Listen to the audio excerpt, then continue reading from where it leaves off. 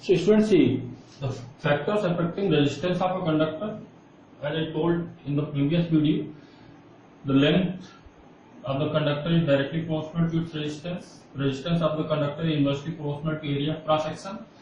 Third factor which decides the resistance, that is nature of the conductor. And fourth, this is external factor, temperature. The resistance of a given conductor, if length and area of cross section are remaining constant, is directly proportional to its temperature.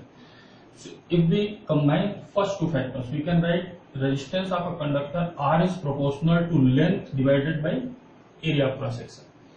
If you take a proportionality constant, you can write R is equal to rho into L by U.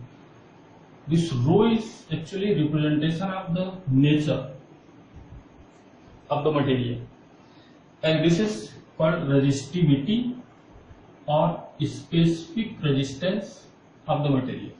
So students, remember, resistivity or specific resistance is characteristic of the material but not of the conductor. So this resistivity of a particular material is going to be treated as a constant for that material. It has nothing to do with the length of the conductor or area of cross section of the conductor. So in this part of the video, students, see how we can define resistivity or specific resistance of a material. So resistance of a conductor can be given R is equal to rho L divided by A. If we put value L equals 1 meter and A equals 1 meter square, area of cross section 1 meter square, then R is going to be equal to resistivity of that material. So we can define resistivity of the material or specific resistance of the material as it is numerically equal to the resistance of a conductor with unit length and unit area of cross section. If a conductor made up of some material has unit length, means length of the conductor is 1 meter and its area of cross section is 1 meter square, then whatever will be the resistance of that conductor, it's going to be treated as the resistivity of its material. So suppose we consider a unit cube. Unit cube means a cube whose length, breadth and height, all three dimensions are 1 meter. So what is going to be the area of cross section of any face of this cube? That is 1 meter square. This side 1 meter square.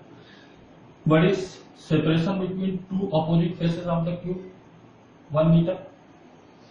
So resistance of this cube can be treated as the resistivity of its material.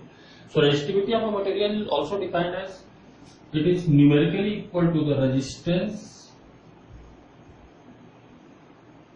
of a unit cube of that material. Resistance of a unit cube of that material is numerically equal to the resistivity or specific resistance of the material.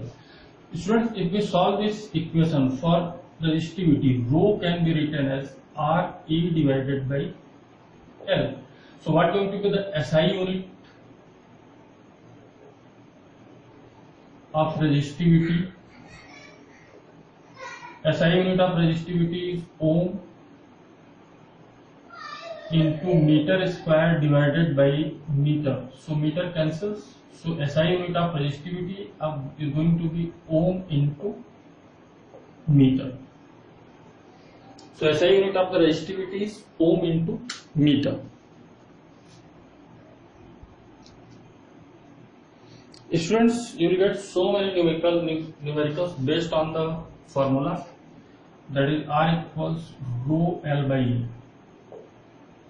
Suppose questions like this, if a wire is stretched to double its length, then what is going to be the new resistance of the wire? If a wire is melted and recasted to another wire of half its original length, then what is going to be the new resistance of the wire? So, and this type of questions you might have solved in class 10th. So this is a numerical based on the same formula. A cylindrical wire is stretched to increase its length by 10%. Then calculate the percentage increase in its resistance. Suppose original length of the wire is L. So if length of the wire is increased by 10%, what going to be the new length of the wire? Suppose new length of the wire is L dash equals L plus 10% of L, that is 0.1 L. It's going to be 1.1 into L. What will be the ratio of new length of the wire and original length of the wire? Its ratio is 1.1. As you know, whenever a cylindrical wire is stretched, there are going to be conservation of volume. Means if wire is cylindrical, area cross section multiplied by the length originally is equal to area of cross section multiplied by the length in the new condition.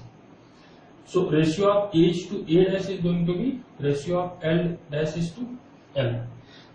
What is the original resistance of the wire? If its length is L, area of cross section can be written R is equal to rho L by A. What is new resistance of the wire? R dash is equal to rho L dash by A dash, as there going to be no change in the resistivity or specific resistance of the material. Ratio of the new resistance is to original resistance comes out to be L dash divided by L into A divided by A dash. So if you solve, you are going to get ratio of L dash is to L whole square is equal to R dash is to R, and after squaring this value 1.1 you will get 1.21. What is percentage increase? Percentage increase or percentage decrease is always calculated on the original value of the resistance. So new value of the resistance minus original value of the resistance, this is increase in the resistance divided by original resistance multiplied by 100. And after calculation, the percentage increase in the resistance of the wire is coming out to be 21%. So if a wire is stretched to increase its length by 10%, the percentage increase in the resistance is going to be 21%.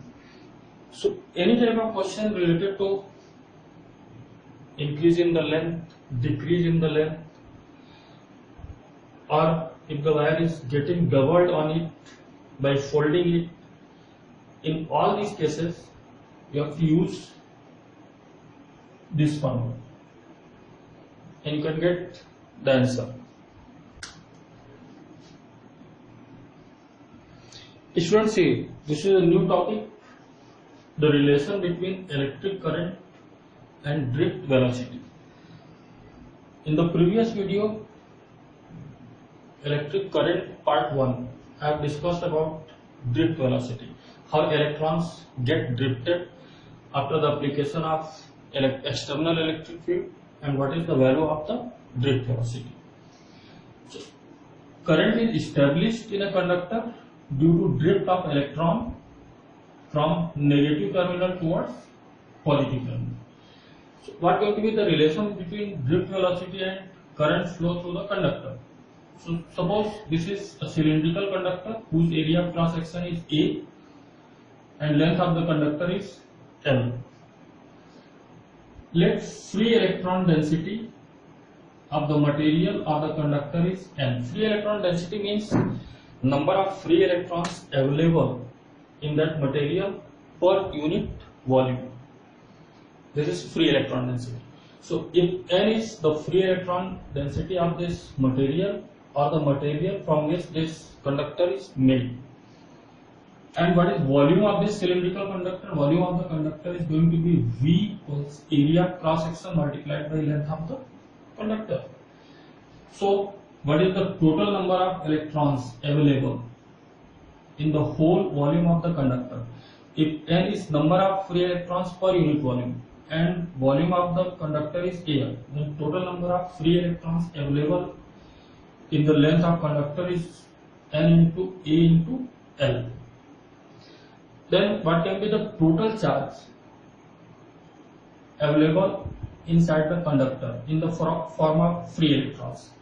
So charge of one electron multiplied with total number of free electrons, that will be total charge available in the form of free electrons in the conductor, and this charge will be responsible for the flow of electric current when external potential difference V is applied across the ends of the conductor.